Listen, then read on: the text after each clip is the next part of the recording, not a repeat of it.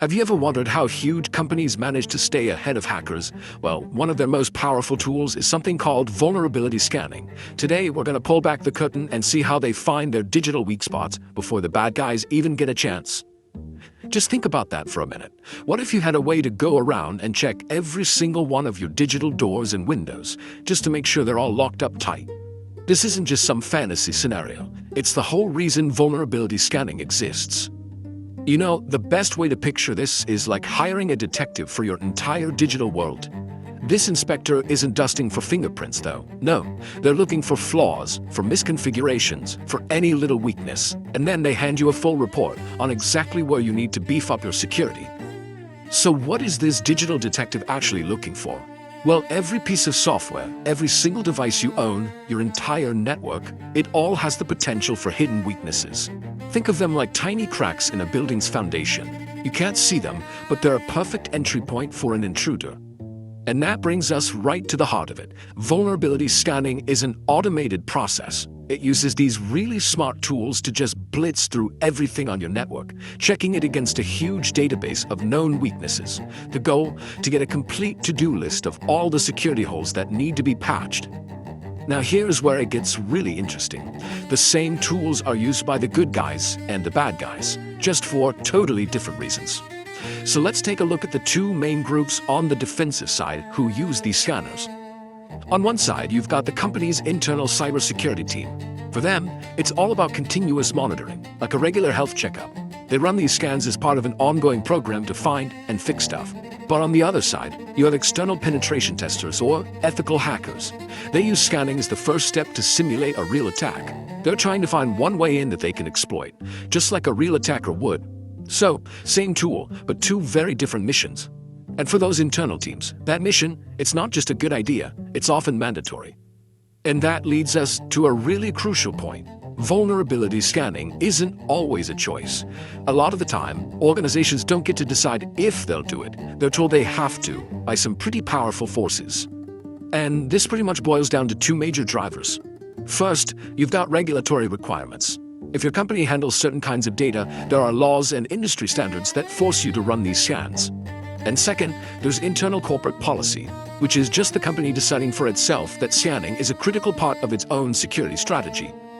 Let's talk about a big one, PCI DSS. That's the Payment Card Industry Data Security Standard. If your business touches credit card data, wow, the rules are specific. You have to run scans inside and outside your network at least every 3 months. You have to scan after any big change.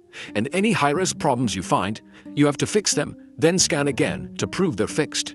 And here's the kicker. If you don't comply, you could be looking at huge fines or even losing your ability to process credit cards at all. It is super strict. Now for US government agencies, there's a law called FISMA that takes a similar tack. Security rules, including scanning, are all based on the potential impact of a data breach. So a system gets classified as low, moderate, or high impact.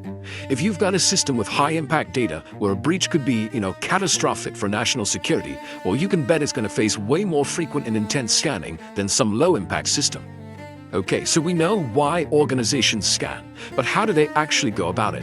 It's not as simple as just hitting a big red scan button. Nope, a good scan always starts with a solid plan.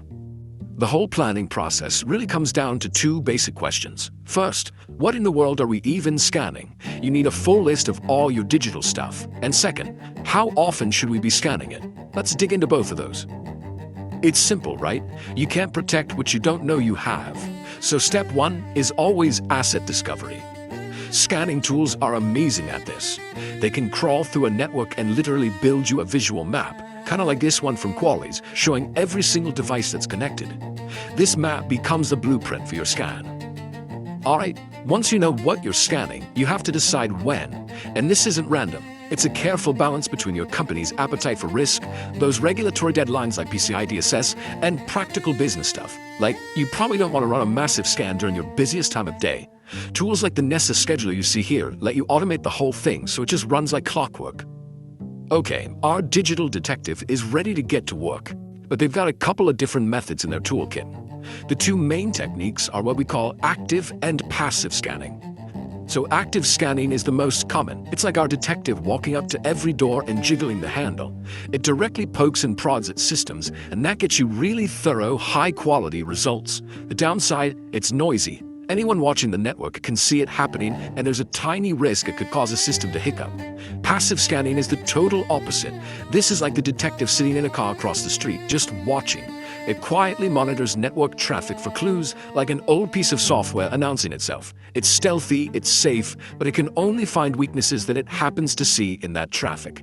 Really, the best approach is to use them together. So the scan is done, and now comes maybe the most important part of the entire process. The tool spits out a report. This is the digital inspector's findings. And this report is what drives everything that happens next. And here it is, the payoff. A sample report, like this one from Nessus, doesn't just dump a giant messy list of problems on your desk. Critically, it prioritizes them by severity: critical, high, medium, low. This tells your security team exactly where to start. They're not flying blind. They have a clear, actionable list of the most dangerous fires to put out first. And that really brings us full circle to the ultimate goal. I mean, this quote says it all perfectly. The whole point of this entire process is to identify, prioritize, and then fix these problems before an attacker can use them against you. It's all about proactive defense. So the scan found the cracks in the armor, and the report's been delivered. But you have to remember, finding the problem, that's only the beginning. The real work is in the fixing.